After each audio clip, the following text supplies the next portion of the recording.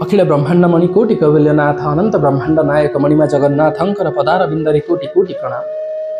साधु स्वभाव थिले जयदेव। भक्त जयदेवंकर स्वभाव थिला साधुर स्वभाव। साधुता कौन? साधुता हेउछि हृदयर एक स्थिति जोठी व्यक्ति सामान्य व्यक्ति रागिजीव, जो स्थिति रे सामान्य व्यक्ति अहंकार करिवो, जो स्थिति रे गोटे सामान्य व्यक्ति ईर्षान्वित हबो, सेही स्थान रे मध्य गोटे साधु स्वभाव व्यक्ति क्रोध आसबनी, से ईर्षान्वित हबनी, से अहंकार करबनी, से सबू स्थिति रे समभाव रखिबो। साधुता हेउछि हृदयर कथा। कौन सी बेसरु जड़े साधु हुएनी। कौन सी धोती मठा पिंधि व्यक्ति, कौन सी प्रकार गेरुआ धारण कर व्यक्ति बेसरु आमे साधु बोली भाबू। साधु हेउछि हृदयर स्थिति। सेतिपई जड़े जीन पैंट टी सार्ट रे साधु होइथिबे, जड़े गेरुआ परिधान कले मध्य साधुर स्वभाव नथिबो। सेतिपई ये भीतर कथा। साधुता हेउछि आंतरिक स्थिति। सेतिपई आमे काहाकू बाहर दृश्य देखिकी, बाहर बेश देखिकी काहाकू जज करबा उचित नुहे, काहाकू आमे टिप्पणी करबा उचित नुहे। साधु स्वभाव थिले जयदेव। एई साधुतार गोटे सुंदर निदर्शन मध्य तांकर जीवन चरित्रु जानिबाकू मिले। दिनकर कथा, सी गोटे जने सेवक घर को जाइथिले किछि कार्य रे। सेवक जनक अतिशय बाध्य करी किछि सुना मुद्रा जयदेवंकर हाथ में देइथिले। अनेक मना करिबा सत्वे मध्य सी निजर भाव व्यक्त करिकी जयदेवंकर हाथ में देइ देइथिले सुना मुद्रा किछि। सेही मुद्रा को धरिकी जयदेव आसुतिले घर अभिमुखे फेरुथिले। बाटरे गोटे जंगल रास्ता पड़ुथला। से रास्ता अतिक्रम करबा बेले किछि ठक्क गुड़ाक जयदेवंकर पछरे पछरे आसीथिले, जाहाको देखिकी जयदेव पचारिथिले जे तम माने कुआडे जाउछ, एते समय होला मु देखुची मते अनुगमन करिकी तमे आसुछ। एई उत्तर रे जयदेव को ठक माने कहिथिले जे तमे जे आडे जाउछ हम मध्ये सेई आडे जाउछु। तार अर्थ जयदेव बुझी पारिथिले जे माने साधारण व्यक्ति नुहंती, माने निश्चय खळ प्रकृतिर, नहले एते कटु उक्ति रे कि उत्तर देव नाही। मजा कला भलिया उत्तर केबे किए देव नाही। माने 3-4 जन निश्चय ठक होइथिबे। बुझी सारला परे जयदेवंकर सरलतार स्वभाव केमती, सरलता कौन, आमे जदि से स्थान रे थांते आमे निजकू आउरी केमती सुना संपत्ति लुचेई दबा, गोल्ड कॉइन गुडी को केमती लुचेई दबा, ए प्रकार स्थिति आसी थांता, भाव आसी थांता। किंतु जयदेव सेमिति नथिले। काहेकि जो व्यक्ति गोटे गच्छ प्रति आसक्ति रखु नथिला, सी कॉइन प्रति, जो मुद्रा प्रति केमिति आसक्ति रखिबो। सी निश्चय माने सांगे सांगे पुटुली बाहर करिकी सबु जाको खोली देइथिले चोर मानक आगरे। कहले तुमको जहा जते दरकार नै जाओ, किछि मते आवश्यक नाही। एई प्रकारर व्यवहार जयदेवंकर चोर मानक मध्य आश्चर्यान्वित करिथिला। सेमाने भाबिले साधारण व्यक्तिर व्यवहार नुह, ये निश्चय किछि षडयंत्र पछरे करुथिबो। जो प्रकार स्वभाव रहिथिबो व्यक्ति ताको सेई प्रकार कथा ही देखा जिवो। ये चोर माने भाबिले ये निश्चय किछि षडयंत्र करुथिबे। जंगल पार ही जेतेबेले राज्य रे पहुंचिबे निजर, से निज राजा को कहिकी सैन्य लगेकी हमकू धरी नेबे। सेतिपई ये व्यक्ति को जीवन तो छाड़िबा होची गोटे मूर्खामीर कथा। सेतिपई आमे सुना तो जो मुद्रा नबु तो नबु, ता सहित जयदेवंकर हाथ गोड़ आमे काटिकी मारिदबा तांको बोली सेमाने योजना कले। जयदेवंकु सेमाने हाथ गोड़ मध्य जयदेवंकर काटी देइथिले। सेही स्थिति रे मध्य जयदेवंकर भाव दशारे किछि परिवर्तन आसी नथिला। ये होची उच्चतम स्थिति। बयस अल्प हेले मध्य जयदेवंकर स्थिति, दृढ़ता, भक्ति आउ प्रेम भगवान प्रति अगाध थिला। माने ते भल पाउथिले से जगन्नाथ को, निज देह प्रति आसक्ति ही नथिला। आमर स्थिति थिले आमे दुखी ही जाई थांते, किंतु जयदेव देहर हाथ गोड़ काटी देला परे मध्य से भगवानंकर नाम स्मरण करुथिले। आउ से भाव दशारे मुहर परिवर्तन आसी नथिला। चोर माने तांको नै गोटे शुष्क सुखिला मुहरे फिंगी देइथिले। किछि समय बीतीगला परे उक्त अंचलर जयदेवंग अंचल नुह आउ गोटे अंचलर राजा मृग संधान रे हरिण मारिबा पई जानती। राजा माने से समय रे मृगया संधान रे आसिकी शुष्क कुओं को जेतेबेले पानी अछि परा बोली देखिचंती, से देखिचंती दिव्य तेजमय शरीर, मुखरे हरिनाम उच्चारण, तिलक धारण, अद्भुत बेश गोटे, पुणी हाथ गोड़ नथिबा व्यक्ति रक्ताक्त होइकी पड़िछंती। ए स्थिति रे से बाहर कले जयदेवंकु को मध्यरु पचारले जेतेबेले काहेकि बा किए तुमको ए प्रकार स्थिति प्रदान करिछि बोली। जयदेवंकर उत्तर कौन, एठी मध्य जयदेव सरलता, साधुता, एही प्रकृति ही गोटे साधु को और गोटे साधारण व्यक्ति को भिन्न करिथाय। पार्थक्य कौन, ଏଇ ରାଜା ଯେତେବେଳେ ପଚାରିଲେ ଜୟଦେବଙ୍କୁ ଯେ କିଏ ଏମିତି ସ୍ଥିତି କଲା, ଏଇ ସ୍ଥିତିରେ ମଧ୍ୟ ଜୟଦେବ କହୁଛନ୍ତି ନାଇଁ ମୁଁ ଜନ୍ମରୁ ଏମିତି, କିଏ କରିନି, ମୁଁ ଜନ୍ମରୁ ଏମିତି। ଏତେ ଅଦ୍ଭୁତ ସ୍ଥିତି। ଆମର ଯଦି ଆମେ ହେଇଥାନ୍ତେ, ଆମର ଯଦି ଏମିତି ସ୍ଥିତି ହେଇଥାନ୍ତା ତାହେଲେ ଆମେ ନିଶ୍ଚୟ କମ୍ପ୍ଲେନ୍ କରିଥାନ୍ତେ ରାଜାଙ୍କୁ, ଏମିତି ଏମିତି ଘଟିଲା ମୋ ସହିତ ବୋଲି। ଜୟଦେବଙ୍କର ସେ ପ୍ରତି ଭାବ ନଥାଏ। ଦେହ ଭାବ, ଶରୀର ଭାବ ଘଟିଥିବା ବ୍ୟକ୍ତିମାନେ ହିଁ ଭଗବାନଙ୍କୁ ପ୍ରାପ୍ତ କରିଥାନ୍ତି। ସେଥିପାଇଁ ଭଗବତ ପ୍ରାପ୍ତି ଅତ୍ୟନ୍ତ ଦୁର୍ଲଭ ଏଥିପାଇଁ କାହିଁକି ଆମର ଅହଙ୍କାର ଆମେ ତୁଟେଇ ପାରେ ନା। ଆମର ମନ ଭିତରେ ସବୁବେଳେ ଆମର ଅହଙ୍କାର ଥାଏ, ଦେହ ପ୍ରତି ଅହଙ୍କାର ଥାଏ, ଆସକ୍ତି ଥାଏ। ଜୟଦେବଙ୍କର ଦେହ ପ୍ରତି ମଧ୍ୟ ଆସକ୍ତି ନଥିଲା। ସେଇ ସ୍ଥିତିରେ ଏ ଯେଉଁ ତେଜମୟ ଦିବ୍ୟ ଶରୀର ଦେଖିକି ରାଜା ନିଜର ରାଜ୍ୟକୁ ରିକ୍ୱେଷ୍ଟ କରିଥିଲେ ଯେ ଚାଲନ୍ତୁ ମୋର ରାଜ୍ୟକୁ, ଆପଣଙ୍କୁ ଯଥାଚିତ ମୁଁ ସମ୍ମାନ ସେବା କରିବାର ମୋତେ ସୁଯୋଗ ମିଳିଛି, ସାଧୁ ସେବା ମୋର ହୋଇଯିବ, ମଙ୍ଗଳ ହେବ ମୋର ରାଜ୍ୟର ମଧ୍ୟ, ଆପଣଙ୍କ ଭଳିଆ ସନ୍ତ ମୋର ରାଜ୍ୟରେ ଶୋଭା ପାଇବେ ବୋଲି। ଏହି ଭାବକୁ ସମ୍ମାନ ଦେଇ ଜୟଦେବ ମଧ୍ୟ ରାଜାଙ୍କ ସହିତ ଯାଇଛନ୍ତି। ଉପଯୁକ୍ତ ଚିକିତ୍ସା ମଧ୍ୟ କରାଯାଇଛି। ଏତେ ଭାବପ୍ରବଣ ହୋଇଯାଇଛନ୍ତି ରାଜା ଯେ ଜୟଦେବଙ୍କୁ ରାଜଗୁରୁ ରୂପେ ସିଏ ସମ୍ମାନ ଦେଇଛନ୍ତି, ଆଉ ପଚାରିଛନ୍ତି ଆପଣଙ୍କର କ'ଣ ମୁଁ ଆଦେଶ ପାଳନ କରିବି, ଆପଣ କିଛି ଆଦେଶ ମୋତେ ଦିଅନ୍ତୁ। ଜୟଦେବ କହିଲେ ଯେତେ ପାରୁଛ ସାଧୁମାନଙ୍କର ସେବା କରାଯାଉ ରାଜ ଦରବାର ତରଫରୁ। ରାଜ ଦରବାର ତରଫରୁ ସେଇ ଦିନଠାରୁ ଭୋଜନ, ବିଭିନ୍ନ ପ୍ରକାର ବସ୍ତ୍ରଦାନ, ସୁନାର ମୁଦ୍ରା ଦାନ ସବୁ କାର୍ଯ୍ୟକ୍ରମ ଆରମ୍ଭ ହେଲା। ଏତେ ବିଖ୍ୟାତ ହୋଇଗଲେ ରାଜା ଯେ ଏଇ ଖବର ଯାଇକି ସେଇ ଠକମାନଙ୍କ ପାଖରେ ମଧ୍ୟ ପହଞ୍ଚିଲା। ଠକ ପ୍ରକୃତି, ଖଳ ପ୍ରକୃତି ସେମାନେ ଆଉ ଶୁଣିବେ, ସେମାନେ ମଧ୍ୟ ବେଶ ପରିବର୍ତ୍ତନ, ସାଧୁର ବେଶ ଧାରଣ କରିକି ଆସିଗଲେ ସେଇ ରାଜାଙ୍କର ଦରବାର ମଧ୍ୟକୁ। ସେମାନେ ଜାଣିନଥିଲେ ଯେ ଜୟଦେବ ଏଠି ଅଛନ୍ତି ବୋଲି। ଯେଉଁ ବ୍ୟକ୍ତିର ହାତ ଗୋଡ଼ କାଟିକି ସେମାନେ କୂଅରେ ପକାଇ ଦେଇଥିଲେ ସେଇ ବ୍ୟକ୍ତି ଏଠି ଅଛନ୍ତି ବୋଲି ସେମାନେ କଳ୍ପନା ମଧ୍ୟ କରିନଥିଲେ। ରାଜ ଦରବାର ନିକଟରେ ଯେତେବେଳେ ସେମାନେ ସାଧୁ ବେଶରେ ଆସିଛନ୍ତି, ରାଜା ତ ଚିହ୍ନି ପାରିଲେନି, ରାଜାଙ୍କୁ ତ ଜଣା ନାହିଁ ମଧ୍ୟ ଏମାନେ ଠକ ବୋଲି। ଜୟଦେବ କିନ୍ତୁ ଭଲ ଭାବରେ ଜାଣିପାରିଲେ ଏଇ ଚାରିଟା ଠକ ଯେଉଁ ସାଧୁ ବେଶରେ ଆସିଛନ୍ତି। ସାମାନ୍ୟ ବ୍ୟକ୍ତି ହେଇଥିଲେ ନିଶ୍ଚୟ ଧରେଇ ଦେଇଥାନ୍ତା, କିନ୍ତୁ ଜୟଦେବଙ୍କର ସାଧୁତାର ସ୍ୱଭାବ କେମିତି, ସେ କହିଲେ ଏଇ ଯେଉଁ ଚାରିଜଣ ବ୍ୟକ୍ତି ହେଉଛନ୍ତି ମୋର ଗୁରୁ ଭାଇ, ଏମାନଙ୍କୁ ଅନ୍ୟମାନଙ୍କ ଅପେକ୍ଷା ଯଥେଷ୍ଟ ଅଧିକ ସମ୍ମାନ ମିଳିବା ଉଚିତ, ଏମାନଙ୍କୁ ସ୍ୱତନ୍ତ୍ର ବ୍ୟବସ୍ଥା ରହିବା ଦରକାର। ରାଜା ମଧ୍ୟ ଏଇ କଥା ଶୁଣି ଆନନ୍ଦିତ ହୋଇଗଲେ ଯେ ମାନେ ରାଜଗୁରୁଙ୍କର ଗୁରୁ ଭାଇ ବୋଲି କହୁଛନ୍ତି, ୟାଙ୍କୁ ସମ୍ମାନ ଅଧିକ ଦରକାର, ଘରେ ରହିବା ପାଇଁ ମଧ୍ୟ ବ୍ୟବସ୍ଥା କରାଯାଉଛି। ଏହି ସ୍ଥିତିରେ ଚୋରମାନଙ୍କ ମନରେ କ'ଣ ଭାବ ଆସିଥିବ, ସେ ଭାବୁଥିବେ ନିଶ୍ଚୟ ଆମେ ଫସିଗଲୁ ଭିତରେ, କେମିତି ଆମେ ଯଥାଶୀଘ୍ର ଏଠୁ ଯିବୁ, ସେଇ ସେମାନେ ଭାବନା ଚଲେଇଛନ୍ତି। ସେମାନେ ବିଭିନ୍ନ ପ୍ରକାରର ଆଶା ରଖିଛନ୍ତି କେମିତି ସମୟ ମିଳିବ, କେମିତି ଉପଯୁକ୍ତ ସମୟ ଆସିବ, ଆମେ ଏଠୁ ଚାଲିଯିବୁ। ରାଜା କିନ୍ତୁ ଜାଣିନାହାନ୍ତି ଜୟଦେବଙ୍କର ଆଦେଶରେ ତାଙ୍କୁ ଯଥାଚିତ ସମ୍ମାନ ମିଳୁଛି। ଯେତେବେଳେ ସମ୍ପୂର୍ଣ୍ଣ ସମ୍ମାନ ହୋଇଗଲା, ଉପଯୁକ୍ତ ଭାବେ ଯଥେଷ୍ଟ ଅଧିକ ସୈନ୍ୟମାନଙ୍କ ଦ୍ୱାରା ୟାଙ୍କୁ ଛାଡ଼ିବା ପାଇଁ ସୈନ୍ୟ ପଠାଗଲା। ସୈନ୍ୟମାନେ ତାଙ୍କୁ ଘର ପର୍ଯ୍ୟନ୍ତ ଛାଡ଼ିକି ଆସିବେ ବୋଲି ରାଜା ଆଦେଶ ଦେଲେ। ବାଟରେ ଯାଉ ଯାଉ ସୈନ୍ୟମାନେ ୟାଙ୍କୁ ପଚାରୁଛନ୍ତି ଯେ ଆପଣମାନଙ୍କୁ ଏତେ ଅଧିକ ସୁବିଧା ସୁଯୋଗ ମିଳିଲା ବା ଅନ୍ୟ ସାଧୁମାନଙ୍କ ଅପେକ୍ଷା ରାଜା ଆପଣଙ୍କୁ ଯଥାଚିତ ଅଧିକ ସମ୍ମାନ କାହିଁକି କଲେ? ଚୋରମାନଙ୍କର ପ୍ରକୃତି ସ୍ୱଭାବ ଖରାପ, ସେଥିପାଇଁ ଠକମାନେ କହିଲେ ଗୋଟେ କଥା ରହିଛି, ଏଇ ଯେଉଁ ବ୍ୟକ୍ତି ହାତ ଗୋଡ଼ ନାହିଁ ତମର ରାଜଗୁରୁ ରୂପେ ବସିଛନ୍ତି, ଏଇ ବ୍ୟକ୍ତି ବାସ୍ତବରେ ଆମ ରାଜ୍ୟର ମଧ୍ୟ କିଛି ରାଜଗୁରୁ ରୂପରେ ଥିଲେ। ସେ ଏମିତି ଗୋଟେ ଅପରାଧ କରିଛନ୍ତି ଯାହାଦ୍ୱାରା ତାଙ୍କୁ ମୃତ୍ୟୁଦଣ୍ଡ ମିଳିଥିଲା। ଆମେମାନେ ତାଙ୍କୁ ସାହାଯ୍ୟ କରିକି ମୃତ୍ୟୁଦଣ୍ଡରୁ କେବଳ ହାତ ଗୋଡ଼ କାଟିକି ଛାଡ଼ି ଦେଇଥିଲୁ, ମୃତ୍ୟୁଦଣ୍ଡ ଦେଇନଥିଲୁ। ସେଥିପାଇଁ ସେମାନେ ସେ ଯେଉଁ ନିଜ କଥା ତ କହିବେନି, ଆମକୁ ଦେଖିଲା ମାତ୍ରେ ସିଏ ନିଜର ସହାନୁଭୂତି ପ୍ରଦର୍ଶନ କଲେ ବୋଲି। ଯେମିତି ସୈନ୍ୟମାନେ ଜୟଦେବଙ୍କୁ ନେଇକି ଏମିତି ମିଛ କଥା କହିଛନ୍ତି, ସାଙ୍ଗେ ସାଙ୍ଗେ ବସୁଧା ଫାଟିଗଲା। ସେଇ ବସୁଧାର ସେଇ ଗର୍ତ୍ତ ଭିତରେ ସେମାନେ ପାତାଳି ହେଇଗଲେ। ଧର୍ମର ମଧ୍ୟ ସହିବାର ସ୍ଥିତି ଥାଏ, କେତେ ଜଣେ ସହିବ? ପ୍ରକୃତି ମଧ୍ୟ ଏତେ ଜୟଦେବଙ୍କର ଭଳିଆ ଭକ୍ତଙ୍କର ପ୍ରକୃତି ମଧ୍ୟ ସହ୍ୟ କରିପାରିଲା ନାହିଁ।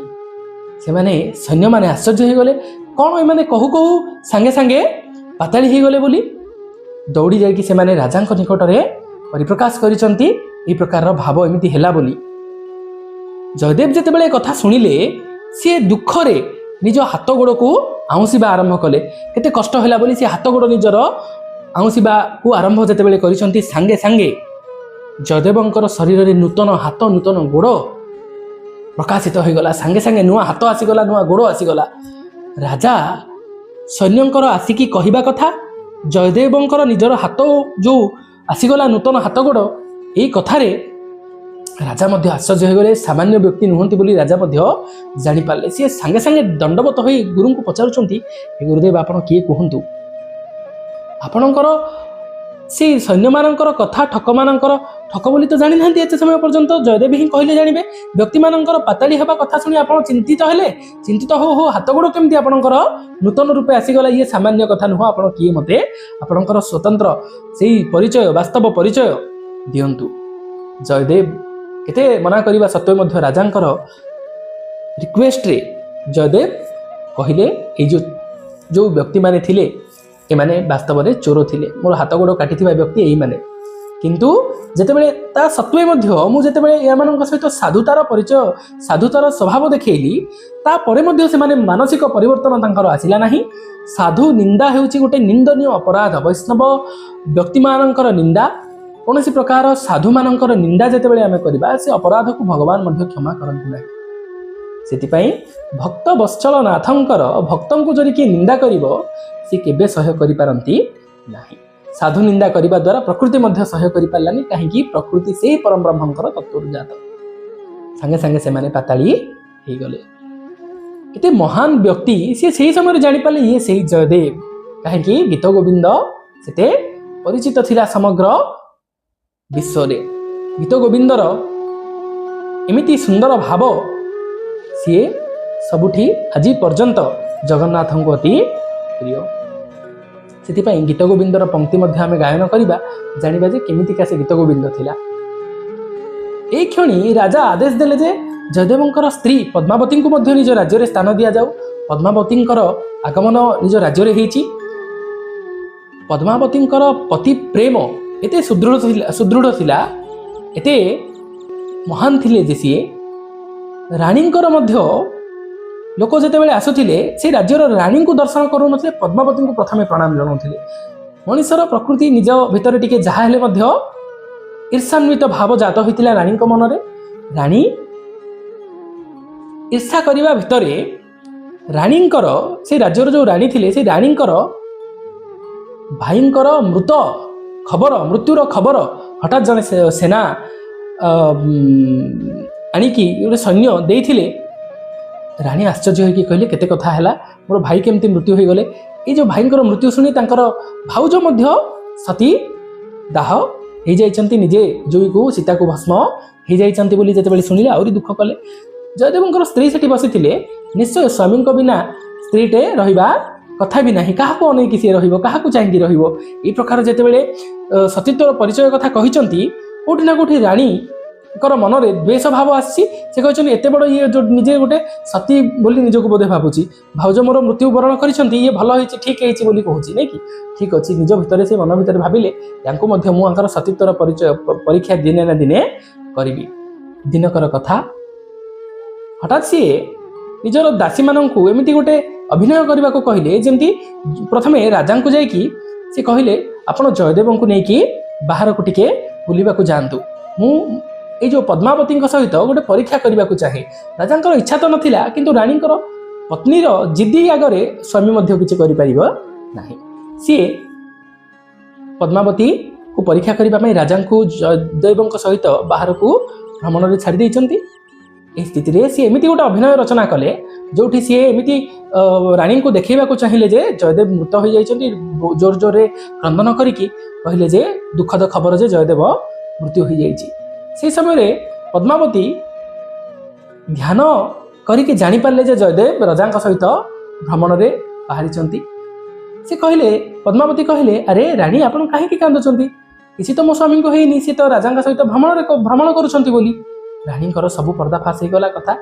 ସିଏ ଅତ୍ୟନ୍ତ ଲଜ୍ଜିତ ମଧ୍ୟ ହେଲେ। କିନ୍ତୁ ଏଇ ଯେଉଁ ଦ୍ୱେଷ ଭାବ ତାଙ୍କର କମିବା ସତ୍ତ୍ୱେ ଆହୁରି ବଢ଼ିଗଲା। ସିଏ ଏଇ ଯେଉଁ ରାଣୀ ଆମର ପଦ୍ମାବତୀଙ୍କର ସତୀତ୍ୱର ପରିଚୟ ପାଇବାକୁ ଚାହୁଁଥିଲେ। ପୁନର୍ବାର ଆଉ ଗୋଟିଏ ସମୟରେ ଏଇ ପ୍ରକାରର ଦୂରରେ ରାଜାଙ୍କ ସହିତ ଦୂର ଦେଶକୁ ଜୟଦେବଙ୍କୁ ପଠେଇକି ସେ ଏଇ ପ୍ରକାରର ହିଁ ଅଭିନୟ ରଚନା କରିଛନ୍ତି। ये जो बारंबार अभिनय रचना करुछन्ति जे आंकर सतीत्वर परिचय पाइबा पाई पद्मावती कथा को सहजरे जानि पारले। पद्मावती कहले जदि रानीकर इच्छा जे वास्तव में मोर सतीत्वर परिचय पाइबा को से चाहुछन्ति निश्चय मु परीक्षा देबा पाई राजी अछि। जेतेबेले क्रंदन करिकि से जयदेवଙ୍କ मृत्युर खबर पुनर्बार उपस्थापन करिसन्ति रानीଙ୍କ पाखरे पद्मावतीଙ୍କ पाखरे रानी पद्मावती सांगे सांगे सेही क्षणी सब भलिया स्तब्ध होइकि बसिकि ध्यान मुद्रा रे संपूर्ण देहत्याग करदेले।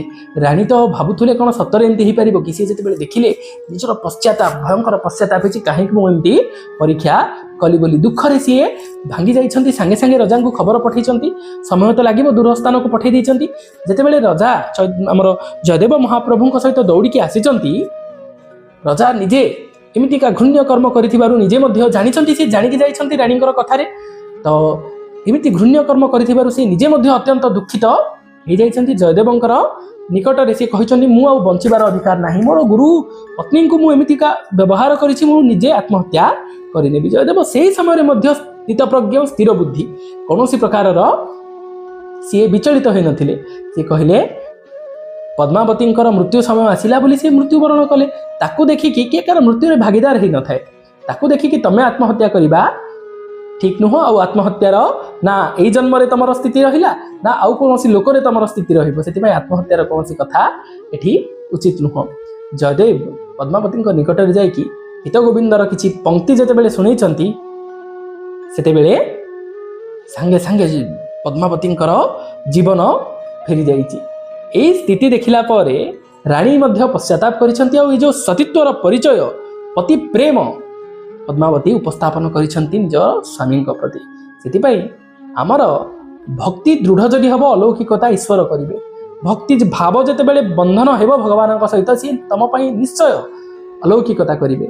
स्तंभरे स्वरूप नथिले मध्य से स्वरूप होइकी प्रकट हेले प्रहलादଙ୍କ पाई भाव देह जेतेबेले प्राप्त हुए भक्त को सेतेबेले से दर्शन मध्य दियंती संभाषण मध्य करंती से स्थिति पर्यंत आमको जीवा दरकार।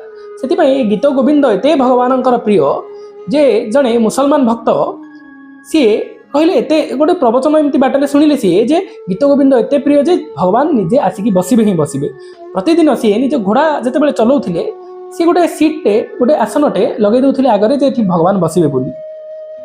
दिने मने नाही सी घोड़ा रे पळौछन्ती सी देखिले आगरे आगरे तांकर जणे व्यक्ति पछे पछे चली चली जाउची घोड़ा आगरे आगरे गीत गोविंद जेहेतु ये सीट दे नाहंती ये जो आसन सजै नथिले बोली तो एठू जना पड़ुची जे केते प्रिय ए गीत गोविंद एते सुंदर जदि से गीत गोविंद से भक्तर भाव को आमे निश्चय निज मुखरे बखाणीबा जहा द्वारा निज पाखरे थिबा आसन रे जगन्नाथ निश्चय टिके आसिके हमर प्रभु हम पाखरे बसी जिवे। गीत गोविंद कंठस्थ रहिबा निहाती जरूरी नहले भगवानंकर प्रिय जिनस जदि हमर कंठस्थ रहइबोनी आमे का को भल पाउछु तांको भल पाउछु तांकर सब प्रिय हमर मध्य प्रिय हवा दरकार। केमिति सेही पंक्ति केमिति सेही सुंदर रचना श्रित कमला कुच मंडल हे द्रुत कुंडल हे कलित ललित वन माल जय जय देव हरे राधे कृष्ण हरि गोविंद गोपाल भज वसुदेव बाल बोल नंद दुलार जय जय देव हरे दीनमणि मंडल मंडन हे भव खंडन हे मुनि जन मानस हंस जय जय देव हरे राधे कृष्ण हरि गोविंद गोपाल भज वसुदेव बाल बोल नंद दुलार जय जय देव हरे कालिय विषधर गंजन हे जनरञ्जन हे जनरञ्जन हे यदुकुल नलिन दिनेश जय जय देव हरे राधे कृष्ण हरि गोविंद गोपाल भज वसुदेव बाल बोल नंद दुलार जय जय देव हरे मधुमूर नरक विनाशन हे मधुमूर नरक विनाशन हे गरुडासन हे गरुडासन हे सुरकुल केली निदान जय जय देव हरे राधे कृष्ण हरि गोविंद गोपाल वसुदेव बाल बोल नंद